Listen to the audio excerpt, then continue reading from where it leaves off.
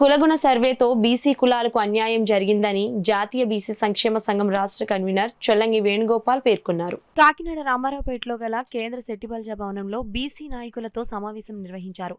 ఈ సందర్భంగా చొల్లంగి వేణుగోపాల్ మాట్లాడుతూ, తెలంగాణ రాష్ట్ర ప్రభుత్వం చేపట్టిన సమగ్ర కుటుంబ కులగణన సర్వేలో అన్ని బీసీ కులాలకు తీవ్ర అన్యాయం జరిగిందన్నారు. ఉద్దేశపూర్వకంగానే సర్వేలో బీసీల జనాభా తగ్గించారని ఆరోపించారు. జాబితా నుండి 27 బీసీ కులాలను తొలగించడం జరిగిందన్నారు. ఈ కార్యక్రమంలో బీసీ సంఘ నాయకులు తదితరులు పాల్గొన్నారు. టీడీపీ పార్టీ అధినేతలతో మంచి సత్సంబంధాలు ఉన్నవి. ఈ రాష్ట్రంలో భూభాగమైనటువంటి కొంత భాగాన్ని, ఒక ఉమ్మడి రాష్ట్రంలో కొంత భాగాన్ని తెలంగాణ రాష్ట్రంగా ప్రకటించారు తప్ప అదంతా ఒకే రాష్ట్రంగా ఉంది.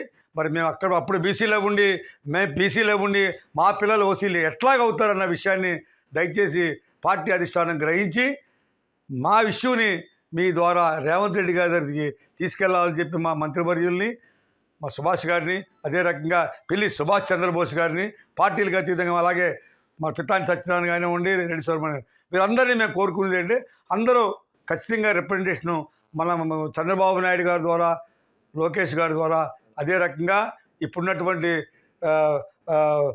రేవంత్ రెడ్డి గారికి మేము వీరి ద్వారా వినిపించి ఖచ్చితంగా ఆ బీసీలుగా చేయాలని, కోర్టు తీర్పు వరకు చూడకూడదని, మాకు జరిగిన నష్టంని భర్తీ చేయాలని చెప్పి కోరుతున్నాము. మాకు ఇచ్చింది ఇది బిచ్చం కాదు. మా కులాలు పిలుపులోనే శెట్టిగాళ్ళుగా మేము పిలవబడతాం కాబట్టి, మా కులంలో కించబడతాను ఉంది కాబట్టి, మాకు జరిగిన అవమానాలు తరతరాల నుంచి మేము నష్టపోయాం కాబట్టి, ఆ విద్య, వైద్య, ఉద్యోగ, వ్యాపారం అన్ని రంగాల్లో వెనకబడి ఉన్నాం కాబట్టి మాకు ఈ రిజర్వేషన్ ఇచ్చారు తప్ప మాకు వేరే రకంగా మాకు రిజర్వేషన్ కేటాయించలేదు. ఆ రిజర్వేషను అక్కడ ఇక్కడ వర్తించవలసిందే.